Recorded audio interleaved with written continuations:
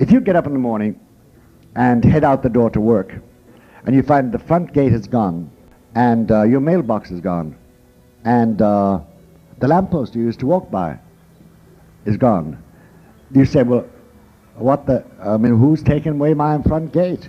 Where's the mailbox? And where's the lamppost gone anyway? In other words, we are used to small things. We are creatures of localized habits. And we see it immediately. The moment anything is changed, where are my cufflinks? Where's that lamppost? What did they do with the mailbox?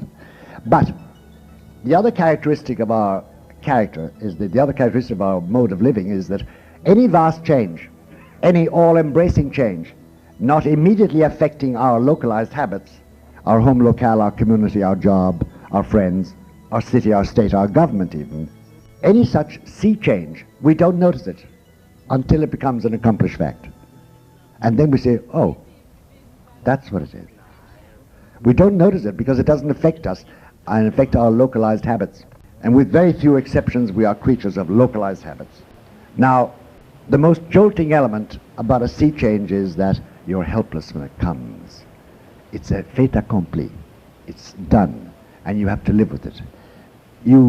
Towards the final stamping of that new change, bit by bit, piece by piece, element by element, you begin to have a queasy feeling that there's something happening you don't know. You know there's something big affecting everybody, affecting us all. It's a vast, encompassing change. And then everybody says, well, this is the way it is now. This is going to be the way it's going to be.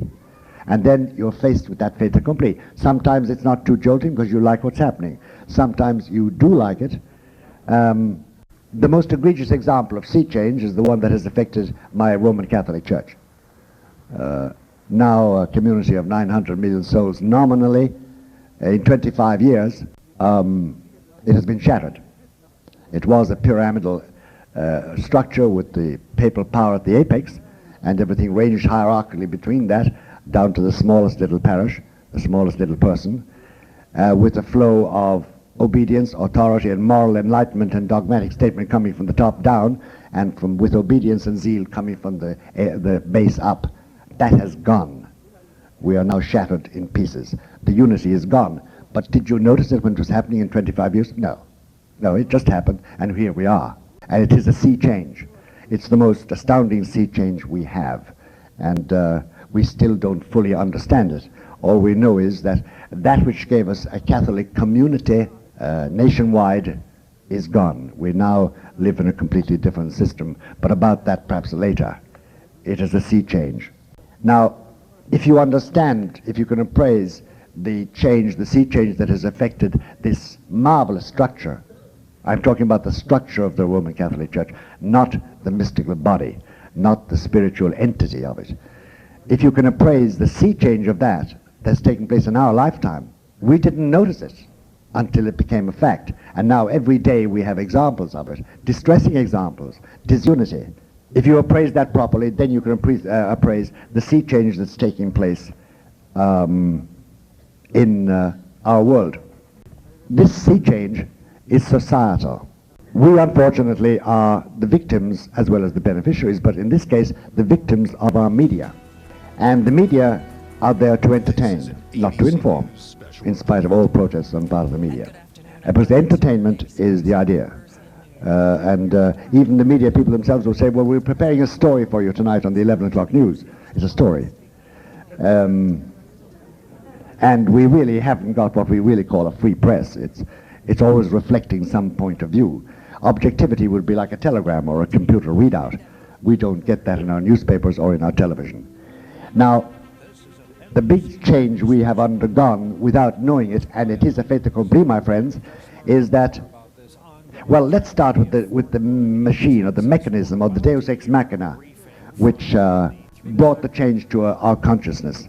He was and is a he's now 60-year-old ethnic Russian with a stain on his forehead which the more religious among us took as the mark of Cain the moment we saw it, and dermatologists hastened to explain was the typical port wine stain of a vascular birthmark.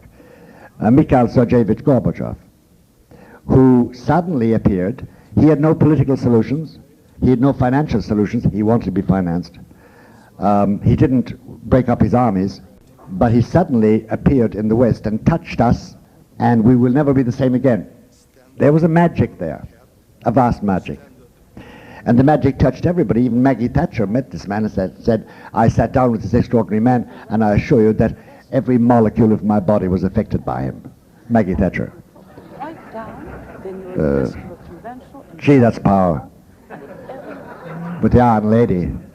And then we had Gorby throughout the world, pressing the flesh in Washington and Bonn, walking with the creased trousers, and Raisa, the Queen of Chic, in San Francisco's golden sunlight, having tea with the Queen in Windsor at 4 o'clock, chatting with the Pope. And everybody saying, oh gee, this is great. The bear is not a grizzly bear at all. It's a little teddy bear with dirty diapers, and it's hungry. It needs us. It needs us. It needs us. And but it went for more than that, my friends. It went for more than that, and this is where the fait accompli, the sea change, suddenly has dawned slowly on people. It is a matter of public record, and in the words of President George Herbert Walker Bush, Mikhail Sergeyevich Gorbachev, François Mitterrand, he's so French, François, of France, Chancellor Kohl of Germany, Mikhail Gorbachev of Russia, Taifu of Japan, that their aim is to create a new structure for the world. And Mr. Baker, James the Faithful, has outlined this in words, which we read look it up in the papers. It's three concentric circles. The first circle is the Western European community, which is on its way now that Maggie has departed. The second concentric circle is formed, and this is the big sea change, by the union of the Western Economic Community and the new Federation of Soviet States. And the third circle, concentric with the other two, is to run from Vladivostok on the China Sea, across the Russian heartland, across Eastern Europe, across Western Europe, across the Atlantic, and reaching as far as the beaches of California. That is the new economic union, which will be set up. The world in the 21st century faces so many problems which are complicated and non-prescriptive. From the euro to environment to the use of energy, how to stop wars and famines. We're competing over resources. We're competing over who writes the rules for the global economy. But at the same time, we have a world of hyper-interdependence. The future of one country is completely linked to the future of the next. The problem is that we have an architecture of power which corresponds to the economic architecture of the 1970s. Science, technology, the market and economics are globalized. Politics are not. No one seems to have, not even the superpowers, the power that is needed to tackle the problems that the world is facing. The issues are across borders, with each other, so it's a huge enterprise. Governments can't keep pace, and things change just so quickly. The danger is that some of those challenges become very immediate and very, very problematic indeed.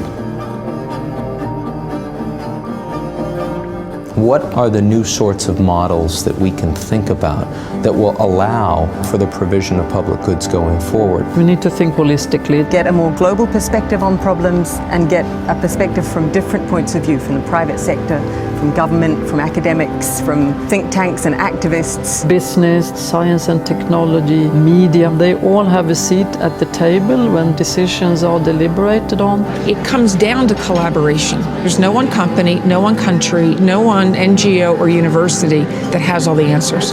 Be inclusive of many perspectives. That have both the depth to deal with the technical issues and the breadth to deal with all the linkages across the world. And if we don't try to tackle them in this multi-stakeholder approach, it's going to be very difficult to solve them. Constructive collaboration across knowledge boundaries and subject areas is what makes this network unique.